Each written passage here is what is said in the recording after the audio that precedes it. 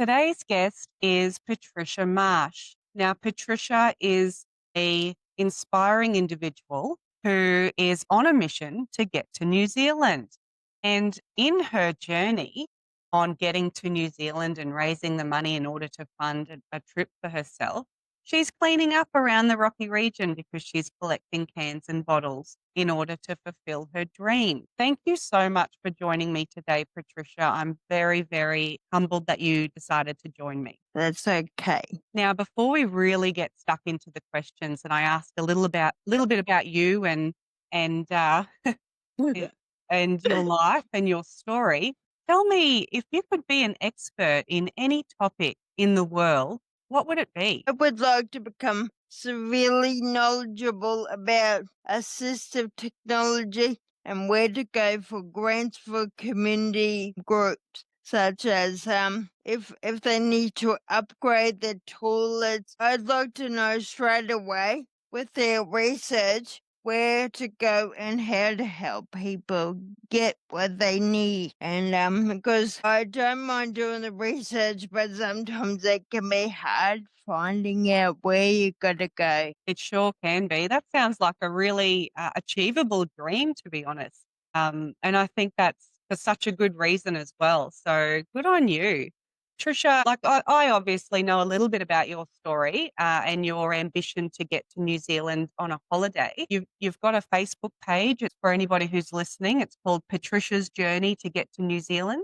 And you're essentially, you dream of taking a cruise to New Zealand before your disability prevents, that type of adventure. So you're raising money by collecting cans and bottles. Are there a lot of people around that are helping collect cans and bottles for you as well? Well, in its early stage, but there are people getting on board. I love more people to get on board. Very happy to come and pick them up.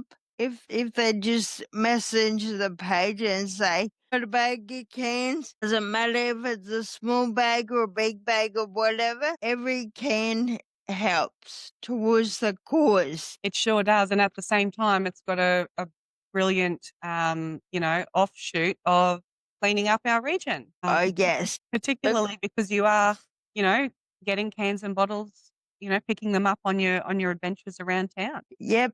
And it's just amazing what you find sometimes. And we can always reduce the landfill, and that's what I'm aiming to achieve as well. I'm all about recycling as well. And if it can go towards a good cause, then it's win-win. Absolutely agree. Absolutely agree. And I'm really looking forward to seeing you get to New Zealand. So tell me a little bit about your journey and your childhood and what's your story? Share that with us, with all the listeners here. Well, I didn't know I had a genetic condition until my mid-teens, and it wasn't until I was going for scoliosis surgery that they picked up my movement in my eyes, and they sent me off for a bunch of tests, and they found Friedreich's ataxia. And don't worry if you haven't heard of it, because I had the dumbest look on my face when they told me I'd never heard of it either. And over the decades, I've educated myself on the basics, but I prefer not to focus on my disability too much. I'm more about learning from my experiences, helping people achieve greatness in their life and helping them out. And three categories I love to help out are people with disability, First Nation people, and the elderly, the aged care people. Because I do believe they're the three most vulnerable people in our society. And what inspired that journey? So when you learnt about this genetic condition that you have and you started to understand the limitations it was going to impose on your life, what inspired you to focus on education and helping others? Nothing really. I think it was always there, and just I was more determined to achieve something, even if it didn't benefit. It sort of benefits me, but I'm all about. I've seen elderly people suffer over the years, and if I can do something small for them to make them very happy and comfortable in life, then it warms my heart. And what sort of things are you able to do with, disability people and elderly people and our First Nations community? What sort of things? I do a lot of consulting to improve the online services and like workbooks and that. Mm, And then I'd like to do everything online. Back in the year 2000, I did work for the doll mhm, at it was renamed back then the Rosella Park School, but it's the Glasses Special School. And I got my taste for administration then. I've got certificates now, and I'm really, really passionate because I'm really good online. I like to help people like order a book or water bottle or whatever online if they especially don't know how to do it. And I do that a lot for my mum and dad mhm. because they're not very confident online. And just before we hit the record button, you gave me a little bit of an insight into the limitations that your disability does cause you. And it's, quite fascinating when you shared your brain is completely unaffected by the condition that you have. Tell our listeners a little bit about what it is so that they may understand what it is that you live with. Well, it affects all your muscles, well, except the brain, but it weakens the muscles. So, not everybody gets it, but it can lead to cardiomyopathy. Back in 2008, they found a change in my heart, so I can't give blood now, which is one of the best things I believe you could do to help everybody. They put me on medication. The growth has stopped, so I won't get full-blown cardiomyopathy. But Mhm, unfortunately, I have a brother with the same condition, mhm, and he has got cardiomyopathy. It's mm, like it just affects people differently, and your coordination. So picking up like a pen, it can take someone with FA like 5 minutes to do it, where an able bodied person might take 3 seconds. mm, But it mainly fixes that, so I can't walk now and I can't do a lot of things on my own. But it's like I don't really focus on my condition, and the bad things are not going to happen because I got too much to do and too many people to help. mm.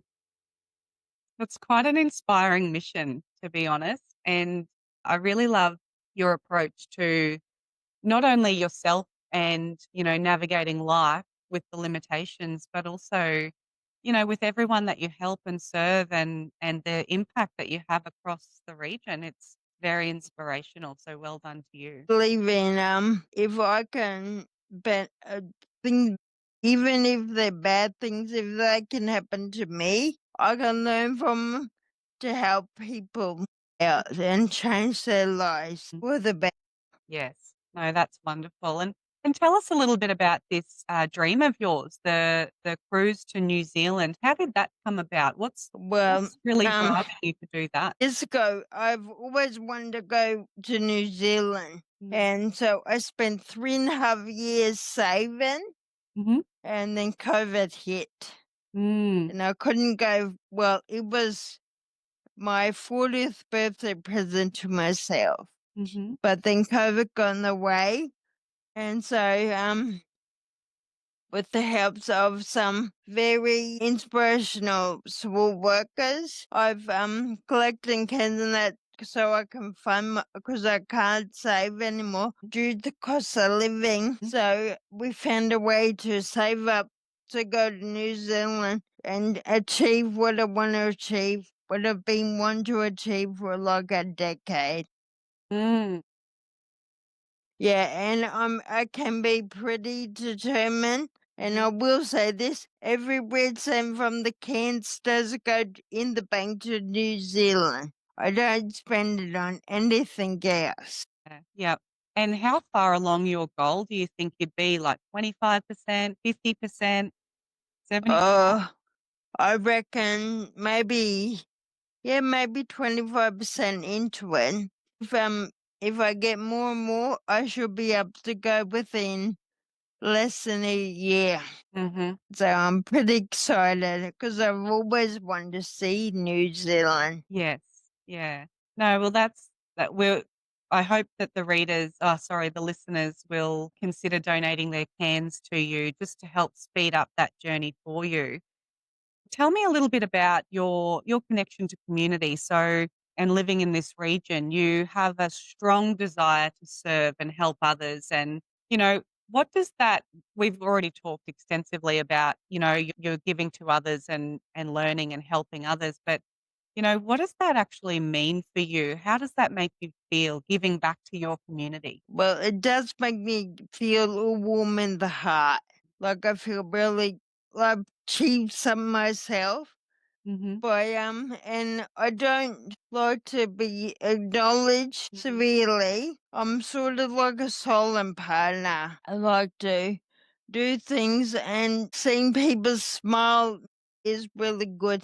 Like many, many years ago, an old lady came to me. She wanted a book, and it took me 5 minutes on eBay to find it. When she got the book a week later, she was forever grateful for the book.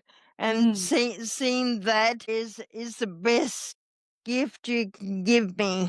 It's why I do a lot of consultancy work and that, so it improves the lives for people with disability as well. But it's because I was actually born in Gladstone, raised at Miriam Vale, and we left there in '92.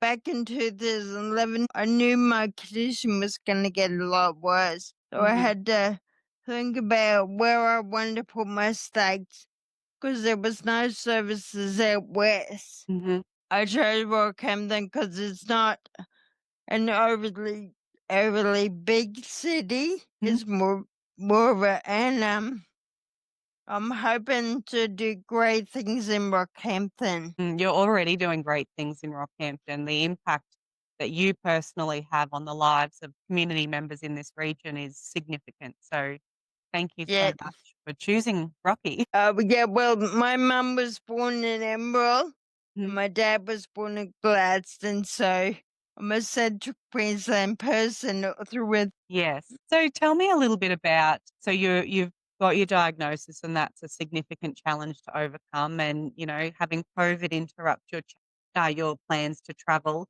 is a significant challenge, but what's been some of the most amazing aspects or achievements of your life that you really hold on to dearly and just go, "You know what? I did that.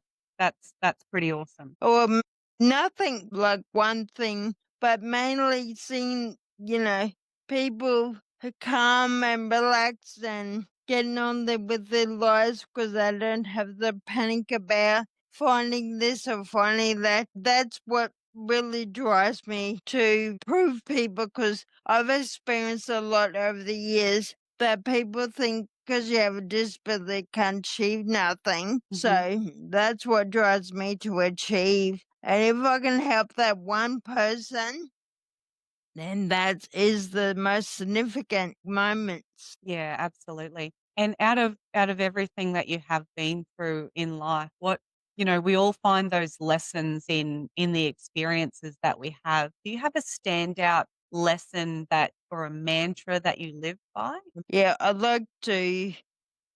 Well, the thing is, with anyone with a disability or non-disability, you only have to get one negative comment or whatever question. It can put you down a bit, but I'm known to pick myself up and keep going. But the one thing I would say is things can get really bad, but don't be ashamed to ask for help. Mm. And it's just I don't know. It's like it's just always been there, and you might have bad days, and you have good days, and you have average days. Like, cause I had a really busy day yesterday. I went to Stocklands. All this on your side taking place. Bing. donation, everything. And I wonder why I was tired yesterday afternoon. Yeah, for me it is. Most people wouldn't think it is, but when you go, go, go, go, go, but there's today and there'll be tomorrow. It's like the best thing I can give is I have got a terrible condition, but there's always something out there that can make you refocus on something else. And I prefer to refocus on helping people than my condition alone. Yes. That's a brilliant way to navigate your energy and your time and your effort. So it sounds like you're winning on all aspects. If you could give one piece of advice to the next generation of people who come along after you and I, what would it be? Be patient because not everyone is the same. Don't criticize everybody. Don't assume that just because someone's in a wheelchair doesn't mean they can't think for themselves. Because I do get that a lot. A lot of people see me in a wheelchair and they don't think I have a brain. Mm, Yeah, I call it I'm sitting on my gluteus maximus, not my brain. mm, So yeah. if you look up gluteus maximus, you'll see what it means. Yes. And I love how you explained to me before we started recording, you're such an intelligent person and your brain is fully functioning. It's just the challenge with the muscles and the processing and the tiredness that, impacts how you're able to use your brilliance, essentially. Yeah. Just like if I can learn to benefit other people, I will. And that's one of my main things is like I would love to learn to so people don't have to struggle. Mm, And that's why next year I'm going to a assistive technology expo in Brisbane mhm. to see what equipment's out there so I can tell people up here what there is out there to help them. Absolutely, that's going to add a lot of value. So, with your can collecting, just before we wrap up, I'd really like to encourage any listeners of this episode, if they've got cans or bottles, the 10-cent recyclables that are, either hitting the recycle bin and not being recycled at the can collection centre, to reach out to you to your Facebook page. It is Patricia's journey to get to New Zealand. And I'd really encourage anyone listening to give you all of their cans and bottles so that you can get to New Zealand. I just want to say that if you already give your cans and bottles to whatever, that's totally fine. I understand that. I'm not greedy and I don't want every can and bottle. I just want some. Yes. Yes. So if anyone's not doing anything with their cans and bottles at the moment, please give them to Patricia. Thank you so much for joining me, Patricia. I have really appreciated your time and your energy this morning. That's all right. And Thank so you very much. much, Nari. Yeah, you're very welcome.